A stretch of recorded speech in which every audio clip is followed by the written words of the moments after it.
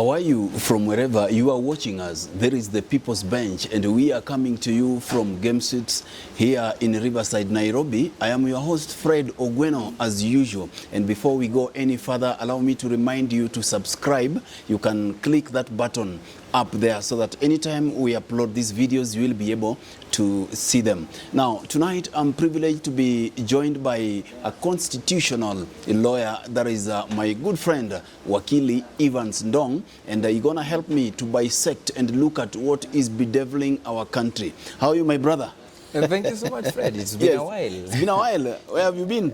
No, there are a lot of things. A lot of things are going on in this country. Absolutely. But we thank God again. We're here. The country is still ours, like I said last time. Yes. The moment we stop talking, we start fighting. Absolutely. Yes. Now, tell me, are we a country of deals? Absolutely. Fred, the currency of politics is deals. What do you mean? How can we not be a country of deals? The currency of politics is deals. You see, Fred, there are absolutely three fundamental reasons why people get into politics, or why somebody would like to be a president, or be a governor of a county, or be a member of parliament. Number one is the tendency of man is man always attracts power. Man is attracted to power. Once you're able to muscle some level of authority and power, you'll always feel like you are somewhere on at least on the human pedestal, you are somewhere. Number two is money. You see? And what is the easiest way? And number three is dominion. And what is the easiest way to make money when you get to government? It's through deals. The very reason why politicians fall out, Fred, politicians are business partners. Big political families all over the world are business partners. And this is why Kenya has been a country of handshakes. Talk about 92. Talk about 97. Talk about 2002, the NAC coalition. Talk about our collapse, of the coalition government in 2007, 2008. Talk about 2013, when this regime came to power. Talk about the handshake of 2018. Talk about the broad-based, or is it called bread-based government that we are currently in. The main factor that is binding political families together is consolidation of power. It is, the fight to gain dominion, and it is, of course, money, which is centered around deals. But is it possible that we do these deals, we cut them, but we are still able to offer services to the people? Because as things stands, we have had a former Attorney General says that State House is a crime scene, that all that the president and his men cares about is all about how they are able to cut deals without caring about Kenyans. You see, Fred, fortunately, we listen to what the former Attorney General, and we pity him, is saying right now. We also pity the fact that the son was abducted, and now he's telling us that State House has been a scene of crime. You see, Fred, State House in Kenya has been a scene of crime for the longest. It is not in this regime alone. You see, we were in this country when the botched deal of Eurobond that went with about 1.6 billion Kenya shillings, and the current governor of Kirinyaga was at the center of that botched deal. Many people were mentioned in that botched deal then. You remember the current CS for internal security. Some of the firms, the tendering firms, were adversely mentioned. The law firm was mentioned in that deal. You remember the Josephine Kabura, the hairdresser, who was at the center of 696 million Kenya shillings. So State House has been always a center of deals. The only difference is that Honorable Muturi is telling us that because he's no longer in the echelons of power. When the echelons of power, get away from you in Kenya, you somehow tend to be clever and you gain your senses. But when you get to power, really, you lose all your senses. I mean, power has a tendency of corrupting people. And even those close or have proximity to power always think that they wield it until they realize they are not the wielders of power. Gachagua talk to Kenyans abrasively before he was removed from power. But once he was removed from power, he has suddenly become wiser. He has suddenly become a voice of reason. I don't know how.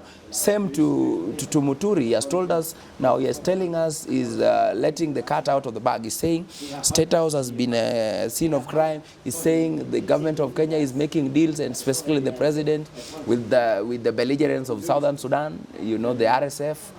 Gold deals are taking place in this country. I think those are normal things, because the currency of putting together money, putting together resources, financial muscles in politics is deals. The only difference, Fred, is that before you are struck with injustice, there is a way you become immune to the needs of the people. Before the injustice of being forced out of government, Muturi was the most incompetent Attorney General we've ever had in this country. No doubt about that. He advised the government on the unconstitutional housing levy. It collapsed. I mean, the court told us it was unconstitutional. It's only resurrected at the Court of Appeal and the Supreme Court subsequently. You see, how many null and voids did we get when Muturi was Attorney General? Muturi was Attorney General at a point where we had the finance bill, which was botched and which, had a lot of punitive aspects to it. So this new sense of baptism has only come on board because the feeling of wielding power has been taken away. You remember the Kianjokoma brothers who were brutally murdered, alleged by the police during coronavirus, during the lockdown and all those things. Muturi was of age. He was the speaker in President Uhuru Kenyatta's government. When young people were being butchered, killed by Uhuru Kenyatta's government, he was there, but he was silent. Remember during the Azimio la Umoja demonstrations, all those things were happening, and even during the murder of the Gen Zs, he was silent. But now it seems like the son of Pharaoh himself, the firstborn, has been touched, and Pharaoh has to let the Israelites go. Is that the case? Of course, no. Absolutely no, Fred. You see, there is a tendency with the Kenyan politicians that the Kenyan politicians, when they get elected or when they take public office, they get to join the lull of power. When power is still, they are muzzled within this state machinery, they have good vehicles, they have state security. They are muzzled within that power to the extent that the plight of Kenyans become completely forgotten. I would tell you two things about the former Attorney General. You see, Fred, Article 156 of the Constitution that gives the Attorney General the mandate to advise government, to defend government in civil proceedings, also give another mandate. The Attorney General, while he was office, and of course any other Attorney General, has a very critical mandate that is often overlooked within the ambit of the general public. And that mandate is to defend public interest. So you are right. When the Kianjokoma brothers were killed, Muturi was in this country, He has had a very shady track record. He was not vocal. When he was the Attorney General, he defended the finance bill, and the punitive nature that it had. He did not raise his voice against the impunity on the young people, the 50+ young people who lost their lives, When he was Attorney General, he didn't defend public interest. And not that alone. You see, Fred, we cannot be fooled as Kenyans. We remember in 2016, you remember the contentious security amendments bill that was forced over Kenyans. You remember those days? It was heated. I mean, people had to fight in parliament over a bill that was actually being set up for CORD then.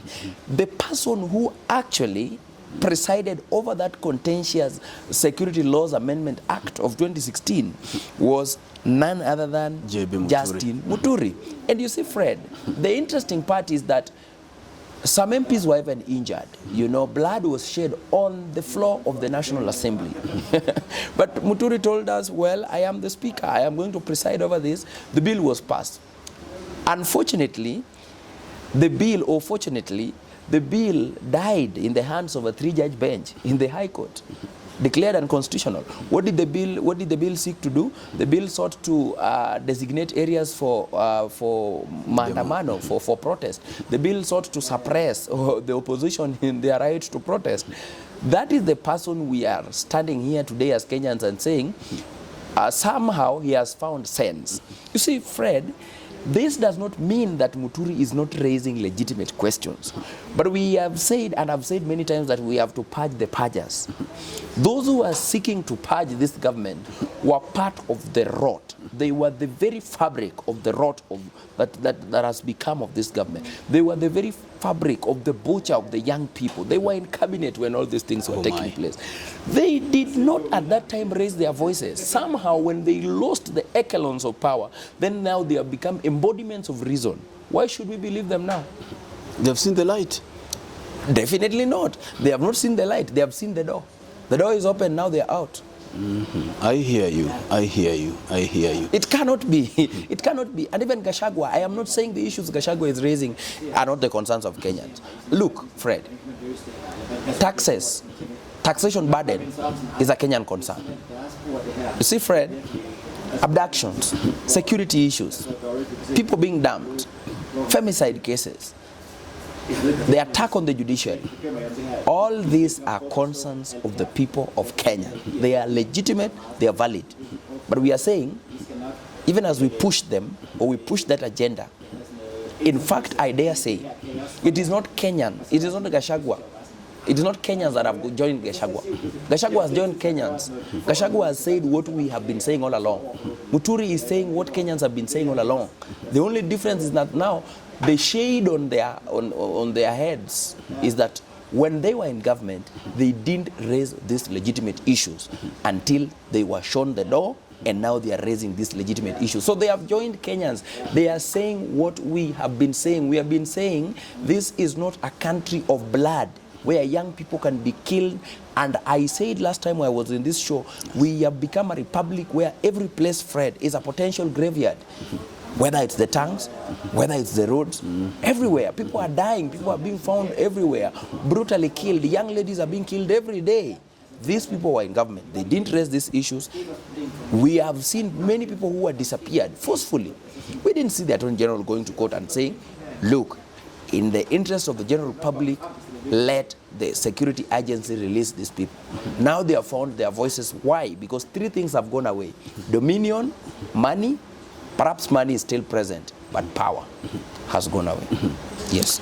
They say that President William Ruto is out to make money on every, opportunity that he finds. He says that the affordable, or whatever they call it affordable housing, call it subsidized fertilizer, that it was given free, 30,000 metric tons by Russian government. But again, they repackaged it, did a lot of things they did, and then sold it back to the people. My brother, do we have a country? That is my question again. You see, Fred, some time back, the former Chief Justice of the Republic of Kenya, Dr. William Ruto, said, you know, that other countries have the mafia, but in Kenya, the mafia have the country. Oh, yes. Absolutely. In Kenya, the mafia had the country. You see, one of the most important economic pillars of this current government was agricultural production. It was money in the pocket of farmers, subsidized, farming equipment, fertilizer, all these materials that are and equipment that are being used for agricultural production was supposed to be subsidized. It is there. It's one of the core pillars. Economic recovery was one of the core pillars of the manifesto of this regime. But you see, Fred, when the issue of fertilizers first came to the fore, the first instinct of this government was denial, as they always do. They denied that there was a scandal. They denied that, that the complaints of farmers from all over the nations, whether it's Kitale, whether it was in Gishu, whether it's Central Kenya, whether it's Murang'a, were unfounded. Until the investigative journalist John Allan Namu went ahead and did a comprehensive interview around this thing. And it actually exposed the fertilizer billionaires. So this is why I kept on saying, Fred, Politics in this country must be purged. It must be delucratized. It must not be made lucrative. We must remove the commercial aspect from our politics. And Fred, the people of Kenya never learn. Even after all this, where farmers have been duped, fertilizers have been sold to people mixed with soil, you see, and people have made money, billions of money, from fertilizers that was given by the Russian government. The same Russian government, we were told, is now under attack, and therefore is the reason why fuel prices, are going up.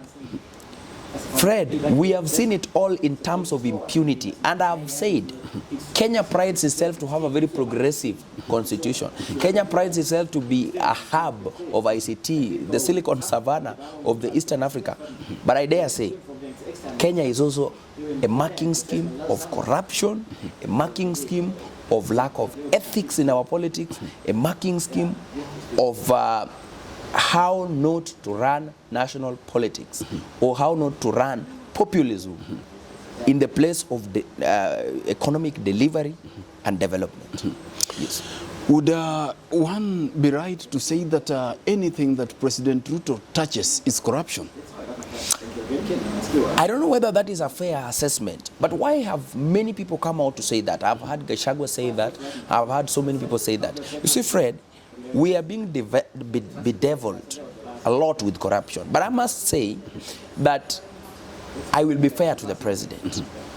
The president has stood on many platforms and said the official government policy of this government, of this regime, is no to corruption, no to abduction, no to cartels, and the famous phrase of mambo ni matatu. Things are three. Watu waende binguni, waende jela, ama waame Kenya. Ama waame Kenya.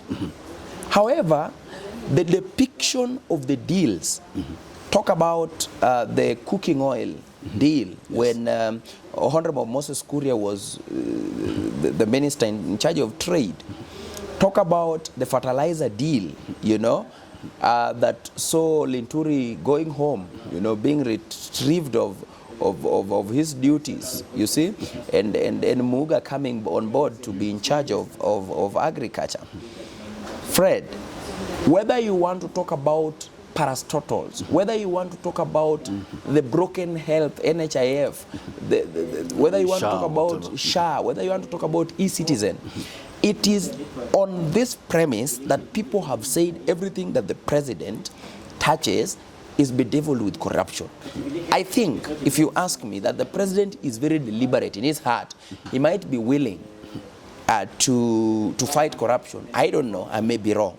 But the challenge that the president faces, and not only this current president, many presidents all over the world, and our past presidents, of course, is that it boils down to what I said. Because we have commercialized our politics are heavily funded. I saw the Ipsos census the last time, the Ipsos statistics indicated that, Fred, for you to run for governor in Nairobi and Mombasa alone, you need at least a campaign of 2.2 billion shillings. That is governorship. How much more about the president? In a country where we have not operationalized the campaign financing regulations, we have not tightened the grip on how much candidates spend on campaigns. So that means that oligarchs, billionaires, those who are in control of the major commodities in the economy, they fund the political candidates. And once they fund the political candidates, payback time comes. And that is why you'd actually see there is a tussle. If you listen to Gachagua, one of the main issues he raises is that the president was using a lot of PSS, from Rift Valley, in the parastotals or in the departments where the CSS were coming from Central, and he says they were the ones making the decisions. Which decisions are being made?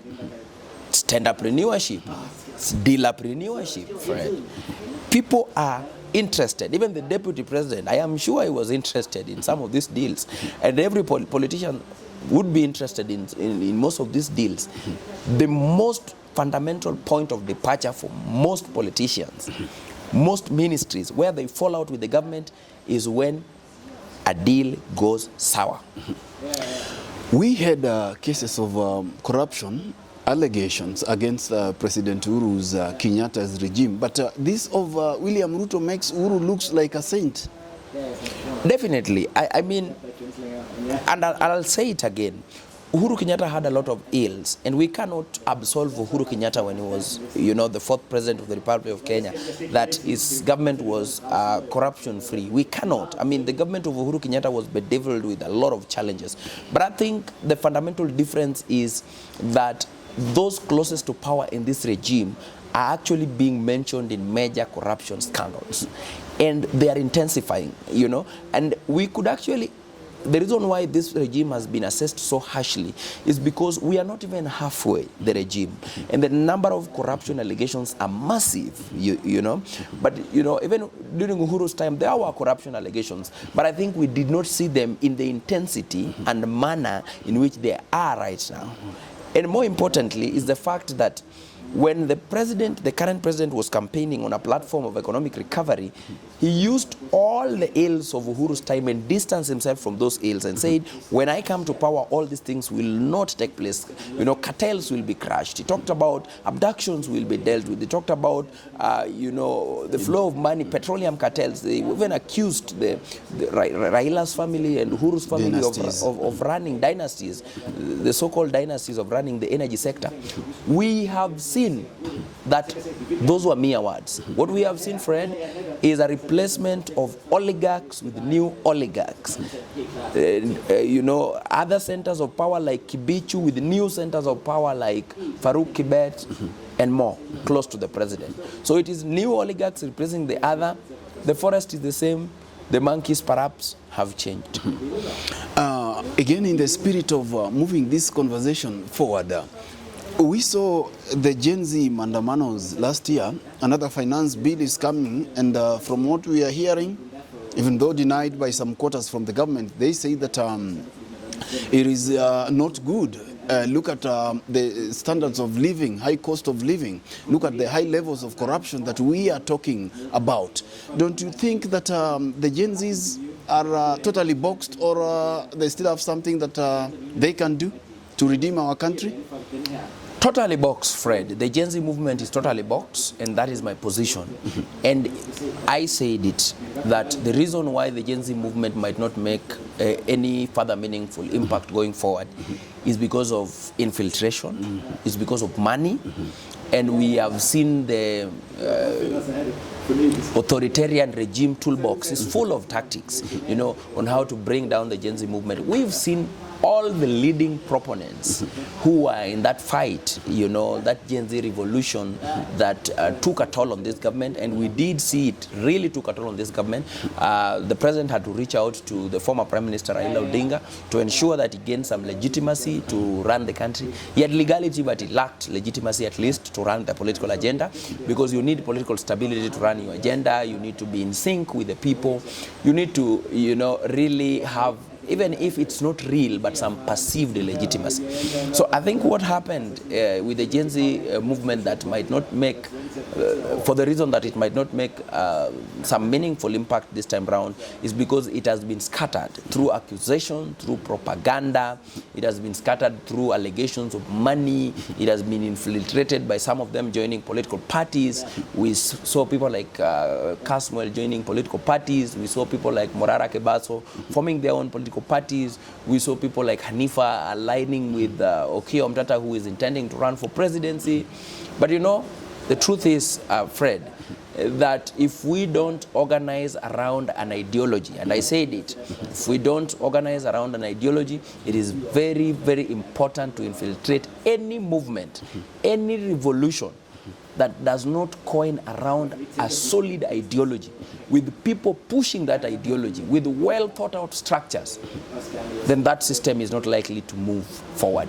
And you see, Fred, the reality is revolutions are rarely sustained without a leadership. Although the danger of the leadership is also imminent in a democracy that is not well matured, where people don't have conviction, where people don't believe in a particular narrative, that they can follow through until the end. So really, part of the easiest reason why the Gen Z movement was infiltrated is because they didn't have a centralized system. So I have seen some trying to justify and say the reason we coined around political parties, the reason we formed political parties is because political parties are formed to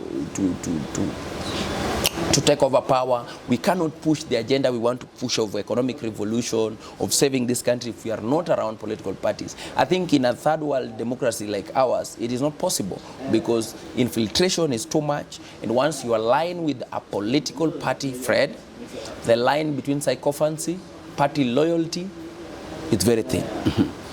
Are we likely to see Gen Zs voting together with their parents like they did in the last elections?